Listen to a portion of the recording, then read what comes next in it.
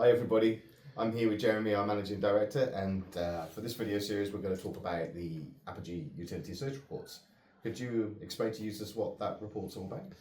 So our utility search reports cover off all of the known utilities in the area of a particular development site, checks with those utilities to whether or not they have recorded plant in that area, and delivers a summary of the utilities that have been checked, as well as the plans that are available from the utilities showing where their plant is recorded. What utilities are recorded in the report? So the normal ones: gas, water, electric, telecoms companies, depending on the report that's ordered. But we also cover off some of the councils, district heating schemes, any sort of underground plant that might be in the locality of a site. What's different about the Apogee search report? So our reports are fully HSD47 and PAS128 compliant. Our systems and processes are second to none in the way that we manage utility companies' areas of interest, so a client can be assured that everything's covered. What kind of technology does Apogee use in these reports? As you know, Mike, we've built a proprietary spatial data infrastructure that uses publicly available maps that we've modified based on our experience of searching. That spatial data infrastructure manages many thousands of shapefiles that are interrogated based on the site requirement and the polygon area of a client's site. So our system delivers a list of utilities that enable us to interrogate all of the areas of interest, so the report is complete. Our users might have come across the phrase AI searching, Apogee intelligent searching. Could you explain a little bit of that to our users? Yeah, so unlike some of our competition, we're not just a mailbox service. Our staff are extensively trained to read utility plans, to identify the presence of independent companies and work out which of the independent companies that we should make inquiries to ensure that no utility plant is missed. But that our staff also work on identifying points of connection for different utilities. So that's the Apogee intelligence, the ability to read plans, interpret them, and make sure that searching isn't just a question of application plan. It makes sure that everything's covered. Excellent. What are the important elements that make sure our utility search reports are HSD47 and PAS128 compliant? Yep, so it's HSD47 sets out the requirements for adequate utility discovery. So each element of that standard is something that has been carefully considered in the design of our processes and our reports. And our reports obviously cover the quality level D element of PAS128. How large can an area be, a site be?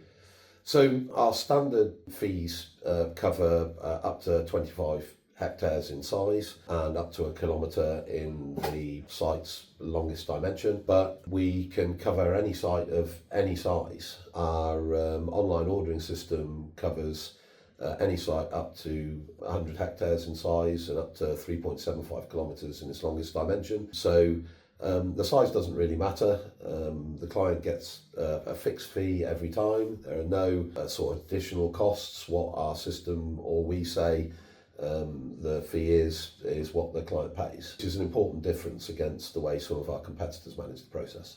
What is that cost? So site search can start from sort of £200. That's for the longest speed of delivery, sort of 20 days, and we can deliver our reports in 24 hours as well. Excellent. You mentioned the clients can order on our online ordering platform.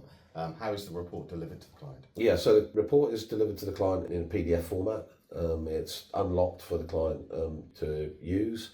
That PDF has the summary report, the RAG rating that shows which plant is affected, which plant is close to the site, and which utility companies are unaffected by a developer's scheme. The PDF delivery is in a very user-friendly format. We assemble the affected utilities first and the unaffected utilities, or confirmation from the unaffected utilities later. The report also includes useful warning information that comes from each utility company, as well as setting out some of the important elements of the guidance, as well as some other detailed information around the acronyms that are used by utility companies to enable the client to interpret the information as best they can. What are the typical uses for the Apogee Utility Search Report? Yeah, so that's about making sure that a client understands utility conflict for their schemes. It's something that would be used in our consultancy reports, our point of connection reports, our CDM risk assessments, and our site investigation reports, which bring together different elements of our consultancy work. But a utility search, or adequate utility search, is the bedrock of all of those services. If you don't do, or a client doesn't do, an adequate utility search, then they run the risk of missing something later on in the programme. Excellent. Could you give our users an interesting example of utility search report? Yeah, so we've done utility search reports for drop curbs, residential driveway scheme, right up to major infrastructure projects, distance cable routes, pedestrianisation schemes. Some of the more interesting ones are around wind farms and battery storage sites, as well as we've done heritage railway and weir redesign. So there's a lot of different examples, but we've also been involved in sort of hydrogen pipeline schemes for some of the government's key energy strategy projects. So utility searching and visualising utility records and utility plant is something that has a multi-project application. Excellent. Thank you very much, Jeremy.